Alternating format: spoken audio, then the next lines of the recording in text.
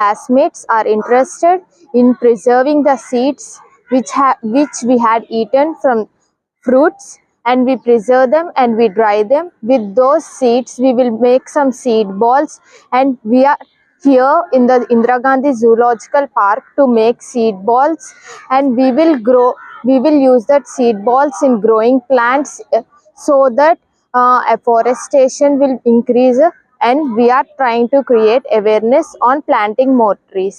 Thank you. పేరు P రక్షిత. నేను శ్రీ భావన విద్యానికేతన్లో 8వ తరగతి చదువుతున్నాను. నేను ఈరోజు కొంచెం సీడ్ ప్రిజర్వేషన్ గురించి మాట్లాడబోతున్నాను.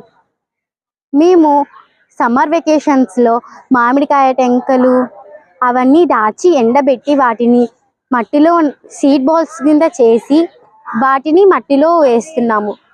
దానివల్ల మొక్కలు బాగా పండుతాయి. ధన్యవాదాలు.